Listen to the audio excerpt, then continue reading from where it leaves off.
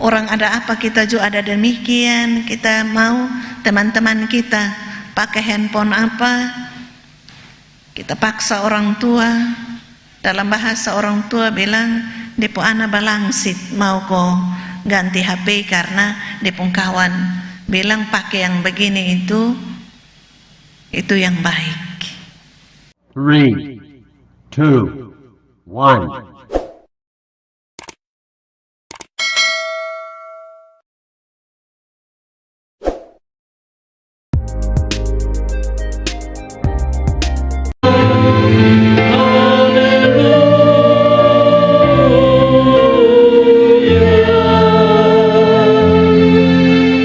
Dipersilakan duduk kembali.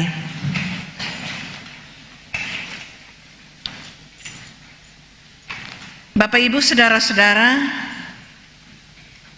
opa oma, orang-orang muda yang diberkati oleh Tuhan, Salam. Mengawali renungan ini yang dibawa tema hiduplah dalam pengharapan, iman, dan kasih. Saya lihat ada banyak orang-orang muda yang malam hari ini beribadah, dan saya mau tanya kepada orang-orang muda atau juga orang-orang yang berjiwa muda. Pertanyaannya sederhana, dan ini pertanyaan keseharian. Mohon perhatian, siapa nama selebgram atau influencer idolamu? Sebab dunia orang muda hari ini adalah dunia yang tidak bisa terpisah dengan yang namanya selebgram atau influencer. Selebgram, selebriti, Instagram. Siapa? Mungkin ada yang jawab bahwa idolanya adalah Rachel Fenya.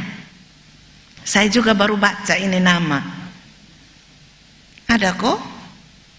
Ada yang mungkin bilang idolanya adalah Anya Geraldine. Ada yang bilang bahwa oh bukan, saya lebih suka karena Nafilde. Mungkin di telinga kita para orang tua ini nama yang asing, tapi yang punya Instagram mereka selalu mengikuti dan mereka tahu siapa itu Anya Geraldine dan Rachel Fenya. Dengan followers yang kurang lebih jutaan, maka penghasilan mereka ini, asal mereka update status dan rekam apa yang merupakan kegiatan mereka, kesukaan mereka, cara hidup mereka, dan seterusnya, tiap-tiap hari selalu update status, maka followers mereka itu, pengikut mereka itu jutaan. Rata-rata penghasilan mereka itu ratusan juta rupiah. Dan karena itu tidak heran ada tips-tips juga untuk yang dibuat untuk jadi selebgram terkenal. Ada, kalau tidak ada Instagram, orang ikut di Facebook. Pengikut di Facebook ini untuk satu orang yang selalu update status itu jutaan. Penghasilan mereka sangat tinggi. Tapi pertanyaannya, apakah mereka mengenal yang jutaan followers mereka? Itu pertanyaan yang sonde perlu jawab. Sebab kenal saya pasti sonde, karena ini tersebar di seluruh dunia. Apakah mereka mengenal para subscriber mereka? Jawabannya juga tidak. Tapi juga pertanyaan, apakah para followers mereka ini kenal kehidupan mereka di belakang kamera? Karena kalau yang di depan kamera itu yang bagus-bagus, yang indah-indah, yang cantik-cantik, yang ganteng-ganteng. Tapi apakah pengikut mereka mengenal kehidupan mereka di belakang kamera? Tidak. Bapak Ibu saudara-saudara, orang-orang muda yang diberkati oleh Tuhan, relasi, sekalipun relasi dunia maya demikian, sekalipun relasi dalam dunia maya itu tidak saling kenal, tapi paling tidak para pengikut itu tidak mau selegram idola mereka itu bernasib tragis. Dan mereka yang ikut dia juga pasti tidak mau keadaan mereka itu sukar sulit. Mana ada yang mau? Pada umumnya orang mau ikut seseorang atau ada dalam kelompok atau komunitas yang senang, yang hebat-hebat, yang orang bilang gaya di mana itu dong suka di situ, dong contoh di situ. Orang mau ada dalam kelompok yang demikian. Yang sukar sulit, orang lebih banyak menghindar, orang menarik diri, bahkan pada akhirnya orang tidak mau ikut lagi. Itu kecenderungan dari banyak orang, termasuk orang-orang muda ini. Ikut yang senang-senang, ikut yang ketawa-ketawa, ikut yang hebat-hebat, ikut yang serba wah itu, yang belum tentu isinya baik. Kecenderungan untuk orang menarik diri kalau ada sukar sulit di sana. Bapak Ibu saudara-saudara, dari dulu sampai sekarang itu begitu. Bukan saja sekarang, dari dulu juga begitu. Dan Petrus sebagai rasul, dia tahu keadaan tersebut. Karena itu dalam surat pastoralnya kepada jemaat perdana, yaitu orang-orang pendatang di beberapa tempat seperti Pontus, Galatia, Kapadokia, Asia Kecil, dan Bitinia. Tujuan surat pertama Petrus ini, Petrus tahu keadaan mereka, jemaat perdana ini, mereka sukar sulit. Sukar karena apa? Karena keyakinan baru mereka. Keyakinan baru mereka itu adalah mereka pengikut Tuhan Yesus. Mengikuti Tuhan Yesus waktu dulu, waktu mula-mula itu pasti mereka disingkirkan dari masyarakat. Mereka akan diburu dan dibunuh.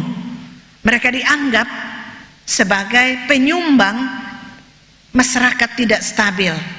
Dianggap sebagai penyumbang kalau sesewaktu ada kacau, mereka ditunjuk sebagai penyebab.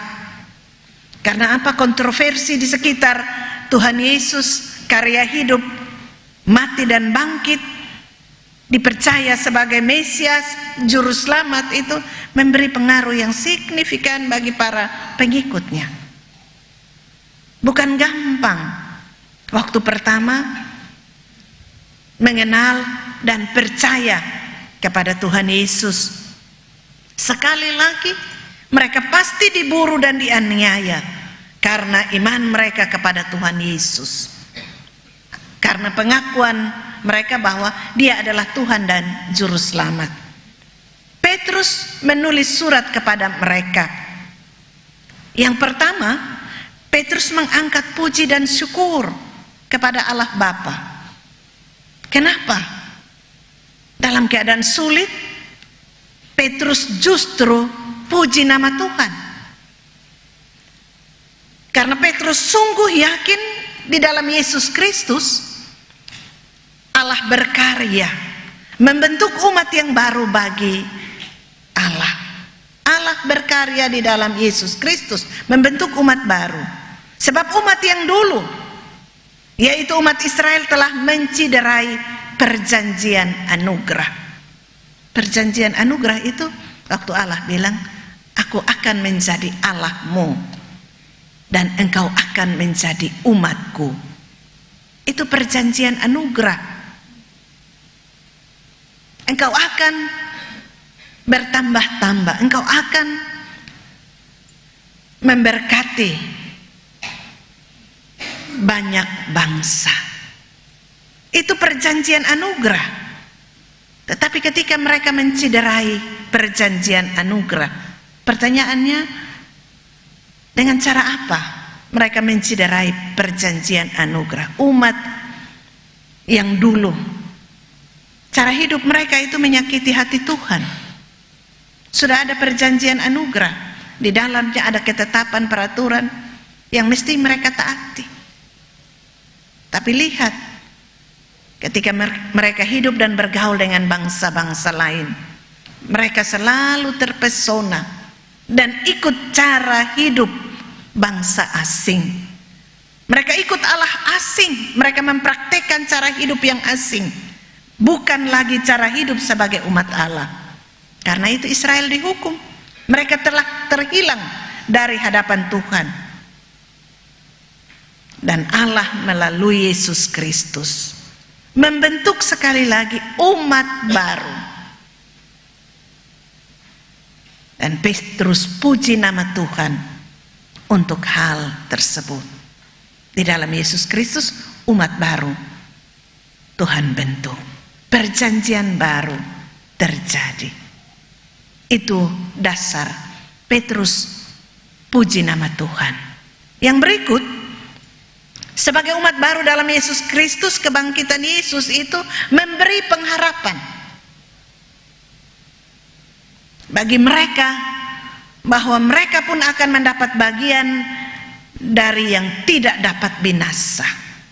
Dari kematian, maut sudah dikalahkan, Yesus bangkit. Maka orang-orang percaya diberi pengharapan. Mereka pun akan dapat bagian dari yang tidak binasa, yaitu kehidupan kekal. Hidup dengan pengharapan yang demikian itu membuat mereka walaupun sekarang mereka berduka cita oleh berbagai-bagai pencobaan, mereka tetap beriman. Mereka tetap percaya kepada Yesus sebagai Tuhan dan juru selamat mereka. Petrus menasehati mereka agar dalam susahmu engkau tabah. Berbagai-bagai pencobaan bahkan penganiayaan itu dapat menyebabkan penyangkalan iman yang seperti sudah dilakukan oleh Petrus. Sebagai penyangkal yang sudah diubah, Petrus tulis surat ini agar jemaat tetap beriman, tidak mundur. Saat-saat mengalami penganiayaan yang berat, kamu jangan mundur. Penganiayaan jemaat mula-mula itu satu contoh. Kalau dalam satu keluarga, penguasa menginginkan kamu meninggalkan keyakinanmu. Kalau di hadapan masyarakat banyak orang, seorang kepala keluarga diminta untuk menanggalkan imanmu kepada Yesus Kristus, dan istri anak ada di sekitar situ, dan biasa itu dilakukan di tempat-tempat ramai, di persimpangan-persimpangan jalan. Kalau tidak mau, maka akan dibunuh dengan cara yang kejam, akan digantung. Nah, seorang istri, seorang mama dan anak-anak menyaksikan hal tersebut. Kira-kira iman tergoncang atau tidak? Kira-kira waktu itu langsung kasih tinggal keyakinan bahwa Yesus adalah Tuhan dan Juru Selamat atau tidak? Meninggalkan iman itu bukan omong pendek, kasih tinggal iman atau tidak, tapi juga mungkin didahului dengan olok-olok, panggil Tuhanmu, selamatkan kamu, panggil Yesus. Kalau dia Tuhan, selamatkan kamu. Bisa saja mereka alami hal-hal tersebut. Bisa saja anak diperkosa di depan orang tua,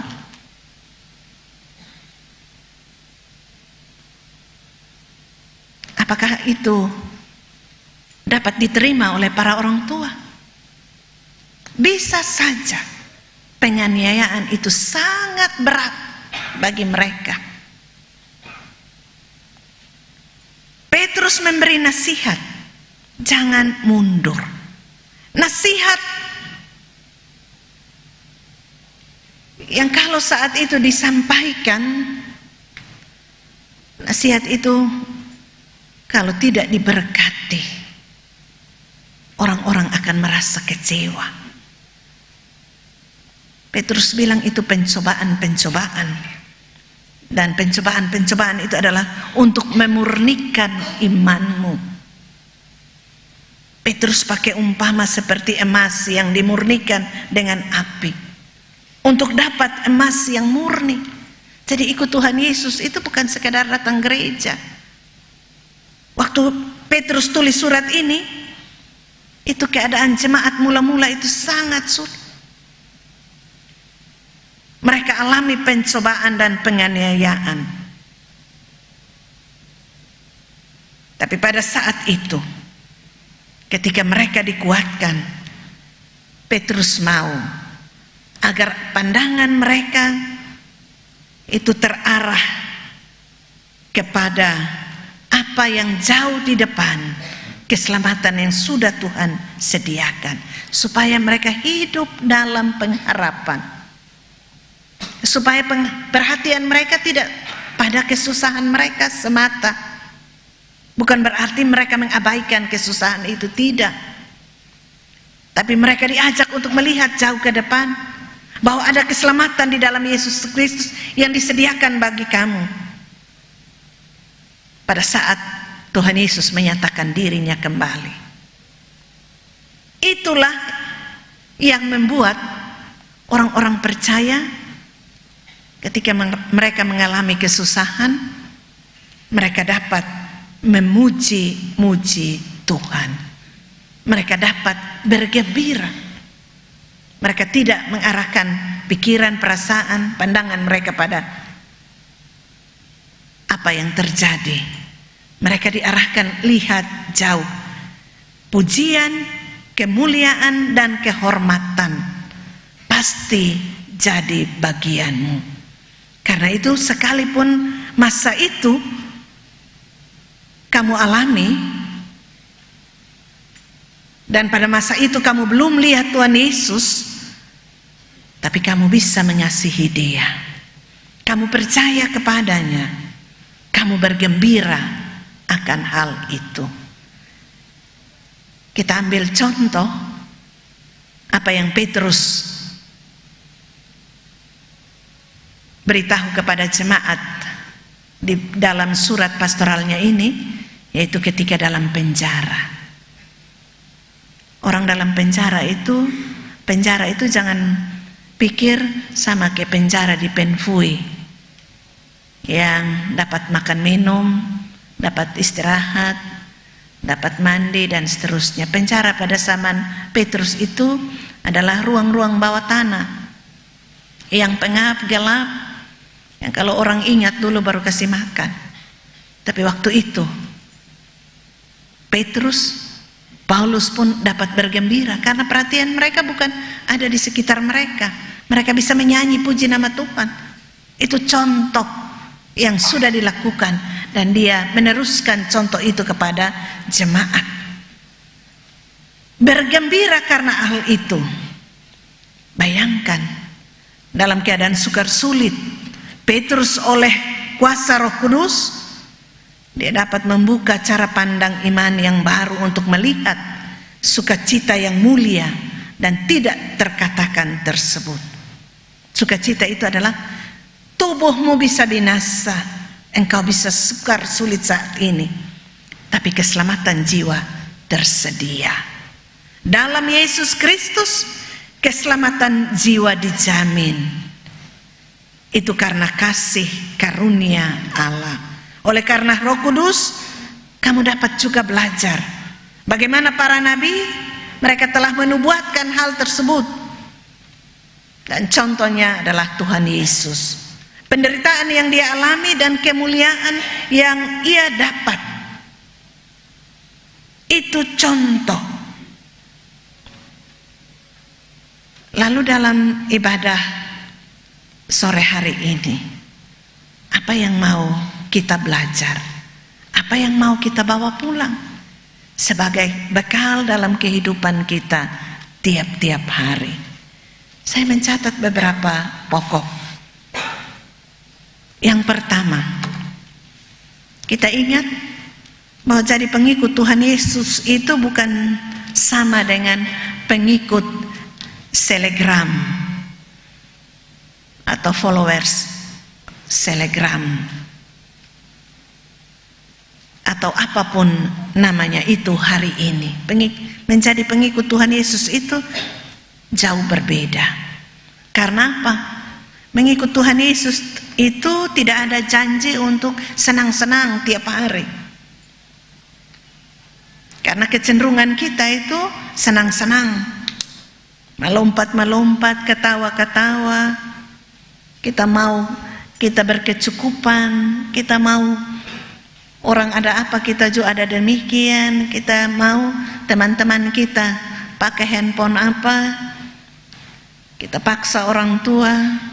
Dalam bahasa orang tua bilang, depo ana balangsit mau ko ganti HP karena depo kawan bilang pakai yang begini itu yang baik.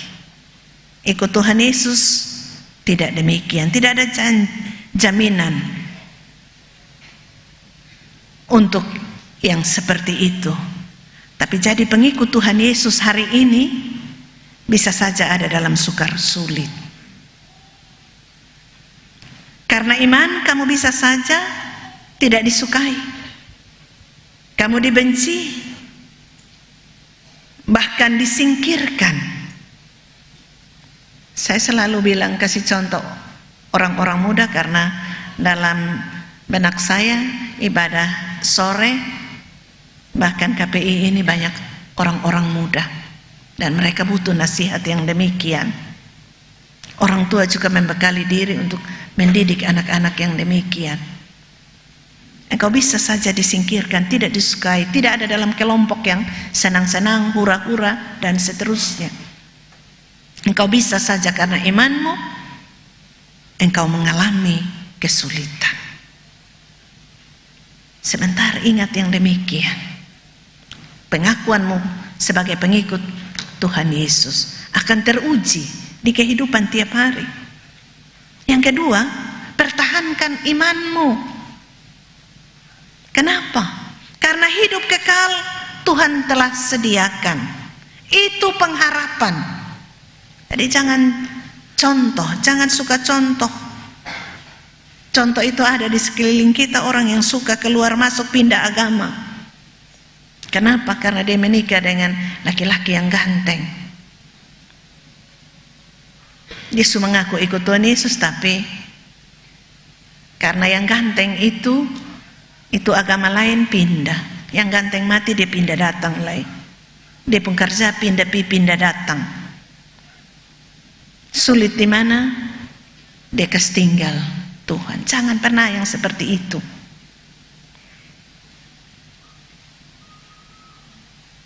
Karena mau senang hari ini, banyak orang ketinggal Tuhan Yesus. Jangan pernah mau yang demikian. Hari ini kalau ada dalam sukar sulit, hari ini 1001 macam sukar sulit, temukanlah cukup satu alasan, dan itu alasan yang mendasar untuk puji